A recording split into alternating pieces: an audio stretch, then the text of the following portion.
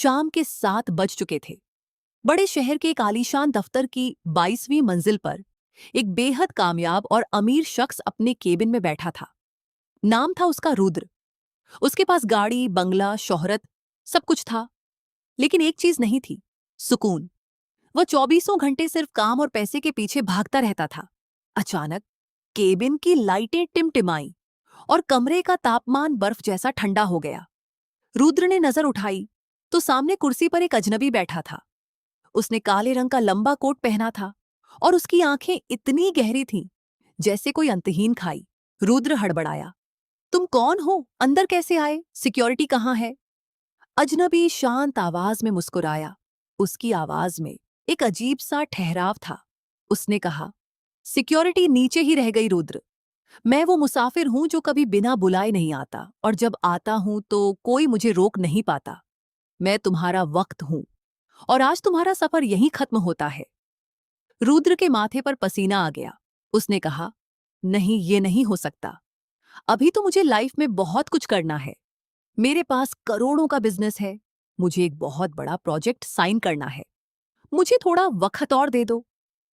अजनबी ने अपनी जेब से एक कोरा कागज निकाला और रुद्र के सामने रख दिया। अजनबी ने कहा, ठीक है, मैं तुम्हें सिर्फ 10 मिनट और देता हूं, लेकिन शर्त यह है कि इस कागज पर कुछ ऐसा लिखो या अपना कोई ऐसा ऑटोग्राफ दो जिसकी कीमत तुम्हारी इन करोड़ों की दौलत से ज्यादा हो।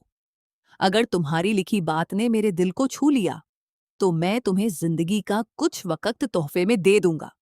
रुद्र ने तुरंत अपना कीमती सोने का पेन निकाला। उसने कागज पर लिखा, मैं अपनी आधी जायदाद तुम्हारे नाम करता हूं। अजनबी ने सिर हिलाया। इस कागज की कोई कीमत नहीं। वक्त तेजी से गुजर रहा था। 5 मिनट बचे थे। रुद्र का हाथ कांपने लगा। उसने अपनी कामयाबी की सारी उपलब्धियां लिख दी। अजनबी फिर मुस्कुराया, ये सब इसी मिट्टी में रह जाएगा। आखिरी 1 मिनट बचा है रुद्र। अब रुद्र की आंखों से आंसू गिरने लगे। मौत को सामने देखकर उसका सारा घमंड, सारा वीआईपी कल्चर चूर चूर हो गया। उसने कांपते हाथों से पेन उठाया और कागज के बिल्कुल नीचे, जहां हाथ की जीवन रेखा खत्म होती है, वहां रोते हुए सिर्फ एक लाइन लिखी, काश मैंने जिंदगी कमाने के चक्कर में जिंदगी को जीना न छोड़ा होता। नीचे उसने अपने कांपते हाथों से आखिरी दस्तखत, सिग्नेचर, कर दिए। अजनबी खड़ा हुआ। उसने कागज उठाया, उसे पढ़ा और उसकी आंखों में एक संतोष था।